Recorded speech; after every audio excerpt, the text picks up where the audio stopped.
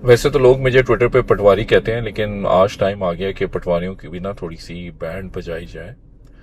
तो बात शुरू करते हैं पीएमएलएन की पिछली हुकूमत से, जो कि 2013 में शुरू हुई, और आते साथ ही उन्होंने ना सीपैक का खूब ढंडोरा पीटा। तो आप देख सकते हैं कि 2015 में जब सीपैक किक ऑफ हो रहा था, तो साथ ही जो है एक पावर पॉलिसी भी अनाउंस हुई थी। ये पॉलिसी बेसिकली इस तरह से बनाई गई थी कि कोई आइंस्टाइन था परहैप्स, उसने जो पीएमएलएन की प्लानिंग टीम है, प्लानिंग कमीशन है, फाइनेंस मिनिस्टर है, उनको बताया कि पाकिस्तान कि सीपैक के बाद पाकिस्तान में जो है वो मैसिव ग्रोथ होगी, ग्रोथ डबल हो जाएगी फॉर लाइक 10-15 ईयर्स। तो आपको जो है वो मैसिव पावर प्लांट्स चाहिए होंगे। इस वजह से उन्होंने सोचा कि जो हमारी कैपेसिटी है उसको भी हम डबल कर दें। और फिर जो है आप देखें, जैसे स्क्रीन में आपको नजर आ रहा है कि 2014-15 के बाद दबादब जो है पावर प्लांट्स लगाना शुरू कर दिए। 2015 से 18 के दरमियान जो है ये जो पावर प्लांट्स हैं तकरीबन जो है कोई 50 के लगभग जो है पावर प्लांट्स लगाए गए। अच्छा, मजेदार बात यह है कि अगर आप अगली स्लाइड में देखें कि अगर आप ट्रेड डेफिसिट का चार्ट कंपेयर करें इस 2013 से 18 के दरमियान का, तो हमारा जो ट्रेड डेफिसिट है वो कॉन्टिन्यूसली इंक्रीज करता रहा। और ये जो ट्रेड डेफिसिट है ये क्योंकि इंक्रीज हो रहा था, तो हमारे रुपये के ऊपर जो है वो बहुत ज़्यादा प्रेशर था। और इसी तरह आप देखें ये जो रियल इफेक्टिव एक्सचेंज रेट है वो भी हमारा 120 तक पहुंच गया था। ये 2016-17 में ही बहुत ज़्यादा हो गया था। इसका मतलब जो है रुपये की वैल्यू कम थी, लेकिन क्योंकि हमारे जो फाइनेंस मिनिस्टर हैं इसहाक डॉलर साहब, उनका ख्याल था कि हमने रुपये को सो कॉल्ड डिवैल्यू नहीं होना, तो he was pumping dollars in the market as well, और he try to retain the value of PKR versus USD.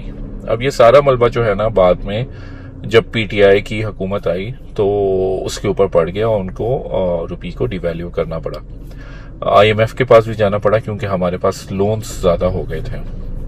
अच्छा, मैं कोई पीटीआई का फ़ैन भी नहीं हूँ, उनकी भी कोई ख़ास इकोनॉमिक पॉलिसी नहीं थी, लेकिन उन बेचारों को जो है दूसरा डेंट ये पड़ा जब 2020 में कोविड आया, तो एक इंटरनेशनल कमोडिटी का जो है ना इन्फ्लेटरी साइकिल था। उसमें कॉटन भी महंगी थी, उसमें क्रूड भी महंगा था, उसमें इवन वीट भी महंगी थी, तो वो सारी चीज़ें इंपोर्ट कर रहे थे। इवन कोल भी एक्सपेंसिव था, जो सर्टेन जो है पावर प्लांट्स में चलता है। तो वो उसकी वजह से उनका ट्रेड डेफिसिट भी जो है बहुत ज़्यादा मैसिवली आउट ऑफ स्केल हो गया और रुपये के ऊपर मजीद जो है लोड आना शुरू हो गया। Anyways, so going back to the graph, तो अब हम ग्राफ में देखते हैं कि हमें पता चलेगा कि क्योंकि ग्रोथ तो प्रैक्टिकली ज़ीरो थी, जो एक्सपोर्ट के लिए इंडस्ट्री लगी उसने एक्सपोर्ट कोई ख़ास उस तरीके से किया नहीं, और जो डोमेस्टिक रिक्वायरमेंट थी वो भी इतनी पूरी नहीं हुई। ग्रोथ वाज लाइक मेयर 4-5%, तो उसकी वजह से ये है कि कैपेसिटी ज़्यादा हो गई।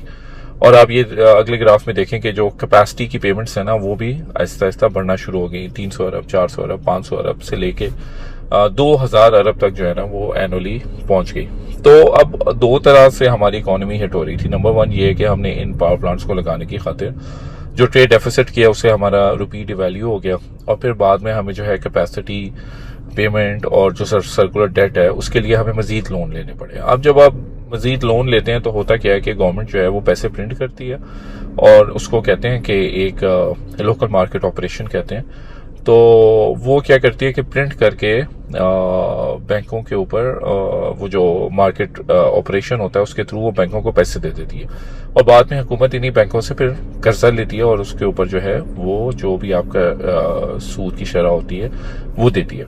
तो वो 10-15%, 18% भी गया है, वो आप सूद देते रहे। सो डबल वैमी थी, डबल एज सोर्ड थे ये पावर प्लांट्स। एक तो ये बिजली प्रोड्यूस नहीं कर रहे थे, इनसे हमारा जो रुपये है वो डिवैल्यू हुआ, इससे हमारा जो प्राइमरी डेफिसिट है, मतलब हुकूमत का अपना खर्चा है, वो लोन ले रही है तो अपने जो खर्चे हैं वो बढ़ गए और लोन बढ़ गए।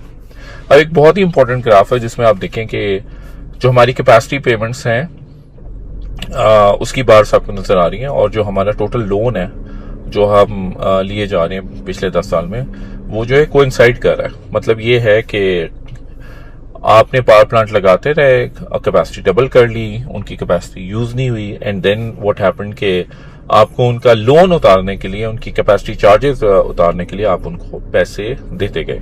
अच्छा, मजे की बात यह है कि हुकूमत ये कहती है कि ये जो जितने भी पावर प्लांट्स हैं, इनका जो कॉन्ट्रैक्ट्स हैं, ये सीक्रेट हैं समहाउ, इनकी secrecy part of the contract था, और अगर हम जो हैं इसको पब्लिक करेंगे इन पावर प्लांट्स को के कॉन्ट्रैक्ट्स को, तो हमारे इंटरनेशनल आर्बिट्रेरी कोर्ट में जाना पड़ जाएगा।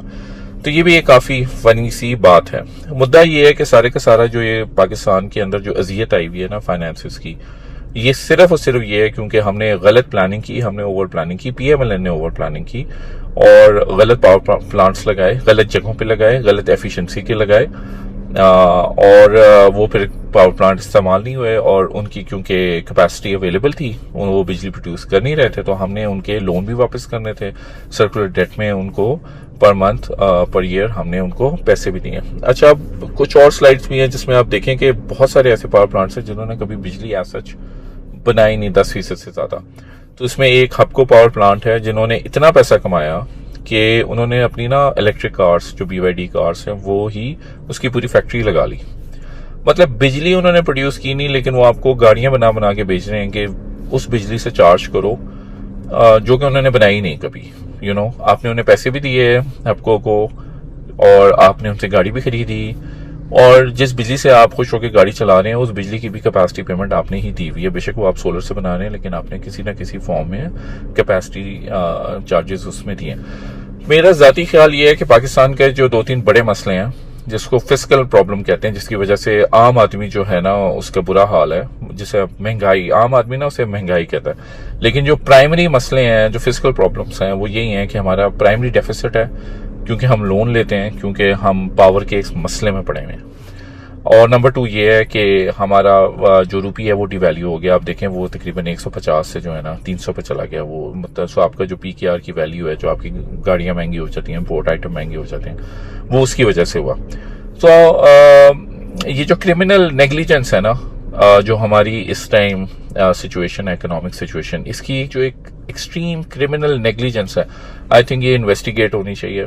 मुझे ये लगता है कि इसकी फाइलें भी रेडी होंगी, और किसी ना किसी टाइम पे जो एस्टैब्लिशमेंट है वो इनको स्क्रू कर देगी, और जो है ना 10-15 बंदों को इसके अंदर भी कुछ ना कुछ भुगतना जरूर पड़ेगा। Thank you.